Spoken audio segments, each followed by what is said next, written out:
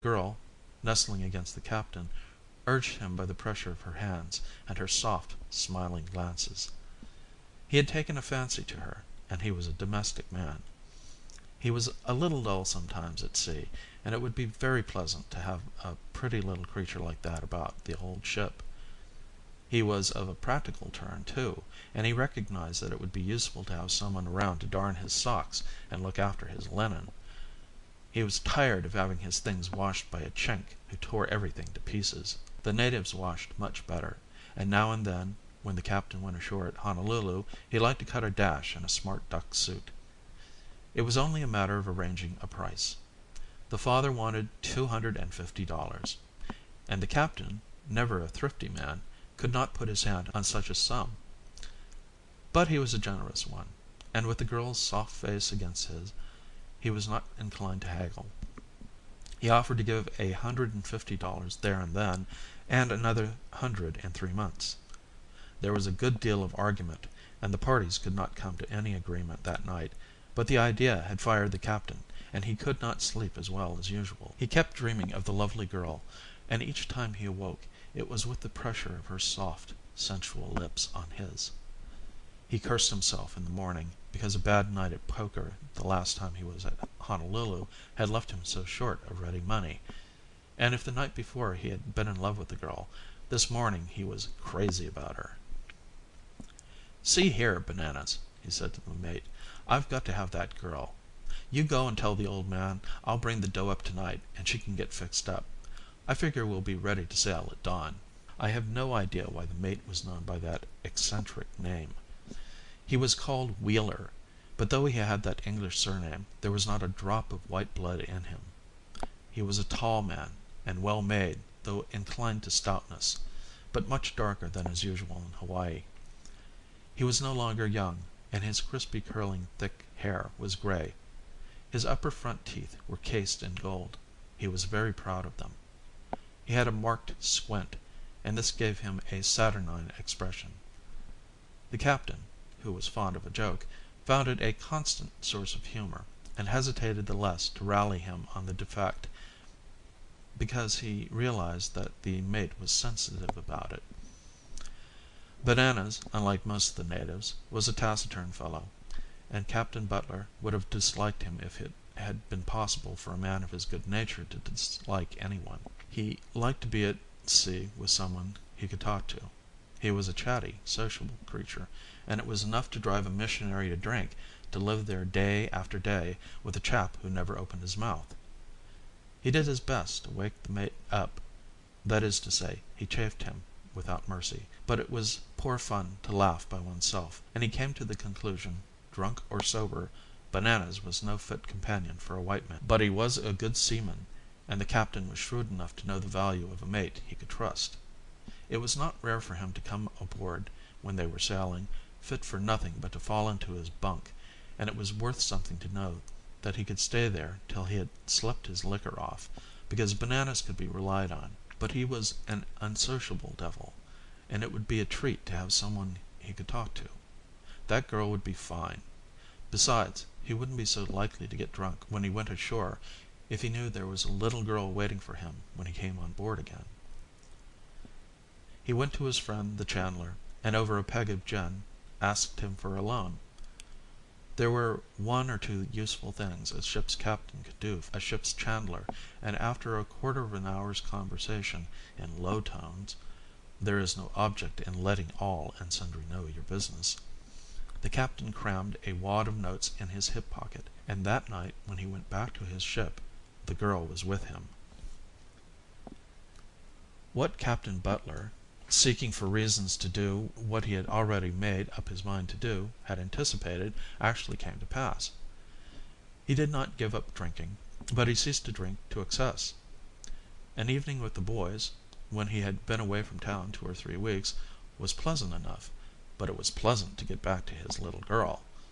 He thought of her, sleeping so softly, and how, when he got into his cabin and leaned over her, she would open her eyes lazily and stretch out her arms for him. It was as good as a full hand. He found he was saving money, and since he was a generous man, he did the right thing by the little girl. He gave her some silver-back brushes for her long hair, and a gold chain, and a reconstructed ruby for her finger. Gee, but it was good to be alive. A year went by, a whole year, and he was not tired of her yet. He was not a man who analyzed his feelings, but this was so surprising that it forced itself upon his attention. There must be something very wonderful about that girl. He couldn't help seeing that he was more wrapped up in her than ever, and sometimes the thought entered his mind that it might not be a bad thing if he married her. Then, one day, the mate did not come in to dinner or to tea. Butler did not bother himself about his absence at the first meal, but at the second he asked the Chinese cook, "Where's the mate? He no come tea?" "No wantchee," said the Chink. "He ain't sick." "No savvy." Next day Bananas turned up again, but he was more sullen than ever, and after dinner the captain asked the girl what was the matter with him. She smiled and shrugged her pretty shoulders. She told the captain that Bananas had taken a fancy to her, and he was sore because she had told him off. The captain was a good-humored man, and he was not of a jealous nature. It struck him as exceeding funny that Bananas should be in love. A man who had a squint like that had precious poor chance. When tea came round, he chaffed him gaily. He pretended to speak in the air, so that the mate should not be certain that he knew anything, but he dealt him some pretty shrewd blows. The girl did not think him as funny as he thought himself, and afterwards she begged him to say nothing more. He was surprised at her seriousness. She told him he did not know her people. When their passion was aroused, they were capable of anything. She was a little frightened. This was so absurd to him that he laughed heartily. "If he comes bothering around you, you just threaten to tell me. That'll fix him." "Better fire him, I think." "Not on your sweet life. I know a good sailor when I see one. But if he don't leave you alone, I'll give him the worst licking he's ever had." Perhaps the girl had a wisdom unusual in her sex. She knew that it was useless to argue with a man when his mind was made up, for it only increased his stubbornness, and she held her peace. And now, on the shabby schooner, threading her way across the silent sea, among those lovely islands, was enacted a dark, tense drama of which the fat little captain remained entirely ignorant. The girl's resistance fired Bananas so that he ceased to be a man, but it was simply blind desire. He did not make love to her gently or gaily, but with a black and savage ferocity.